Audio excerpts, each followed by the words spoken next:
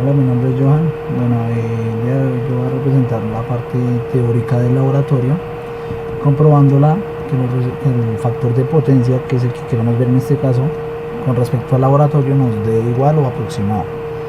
Entonces acá, como podemos ver, esta es la parte del laboratorio, en la cual tomamos los valores independientes para hallar el factor de potencia. Pues hallamos primero las potencias de cada elemento del circuito, y de ahí pues ya procedimos a hacer la operación para hallar el factor de potencia, que como sabemos es la perdón, es la potencia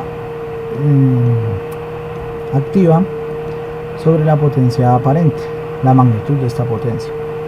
Entonces, bueno, acá podemos ver en el montaje 1, el cual utilizamos una bobina de 60 milihenrios, y en el mismo cambiamos nuestra bobina a 2 milihenrios. Acá podemos ver el circuito, y entonces nos dio en el de 60 un factor de potencia de 0,97,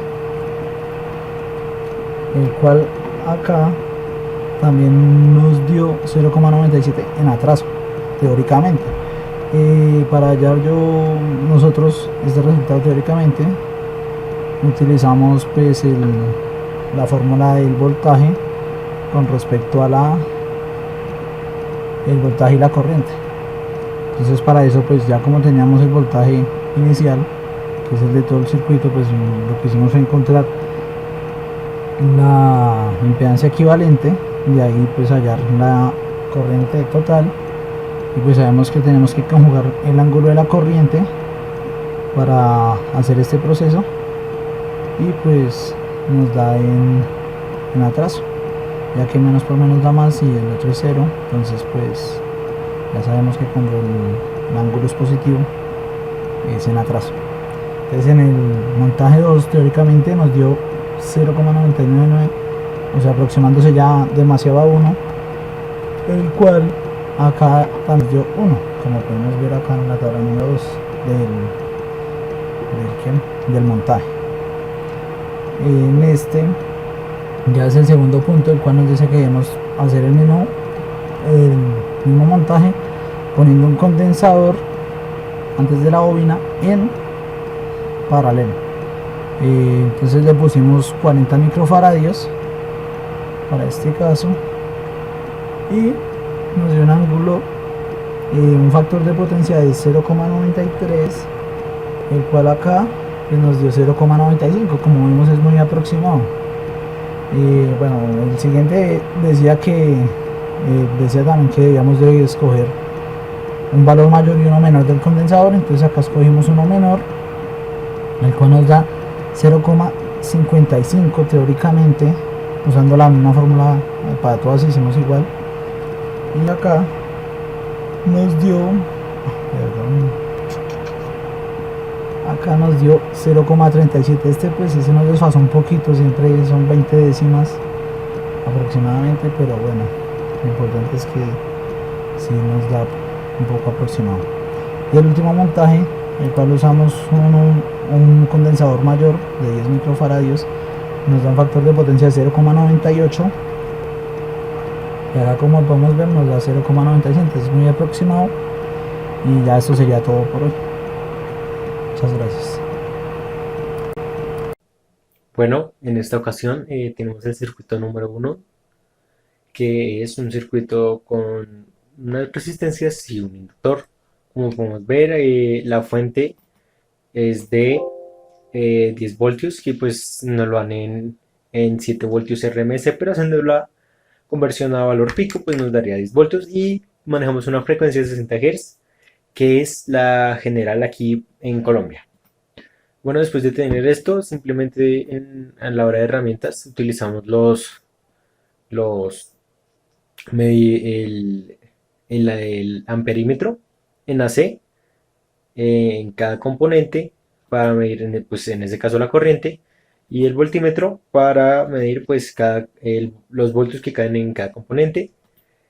Y ya con esta información, también tenemos nuestro osciloscopio, que pues lo conectamos a la fuente al inicio del inductor, y calculamos el ángulo de fase.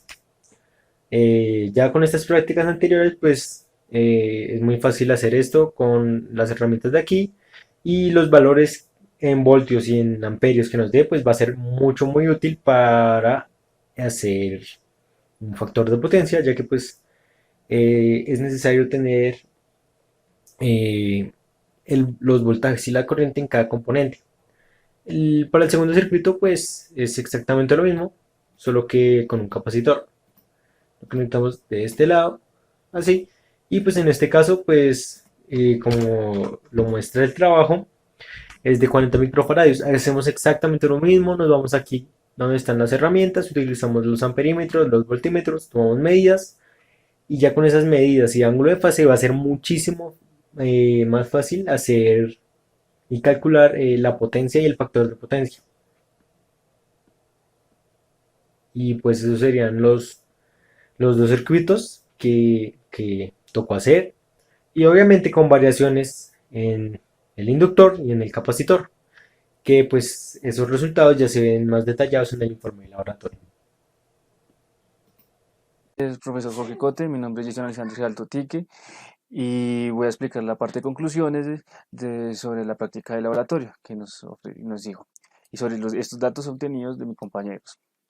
Entonces, en el primer ejercicio podemos observar o podemos concluir que al aumentar la inductancia, esto podemos observar que el voltaje en el nodo donde está conectada la inductancia paralelamente con la resistencia, el voltaje aumenta y la corriente en la inductancia disminuye. También podemos observar que el factor de potencia, al aumentar la inductancia, el factor de potencia disminuye, es decir, que si la inductancia aumenta, digamos, en este caso era 2 milihenrios, el factor de potencia era 1. Y si al aumentarla, el factor de potencia disminuye a 0,97 y así sucesivamente. En el segundo ejercicio podemos concluir que nos piden es agregar un capacitor paralelo a la inductancia y la resistencia. Entonces podemos concluir que al aumentar la capacitancia, el voltaje de ese nodo también aumenta y la corriente disminuye. Podemos también observar que el factor de potencia, a la combinación de inductancia y capacitancia, se contrarresta. Eso quiere decir que aumenta el factor de potencia acercándose a 1. Es decir, si en el caso era de 0,8, al implementar la capacitancia, el factor se acercaba a 1, o sea, 0,97 y así sucesivamente. Y eso es todo. Muchas gracias.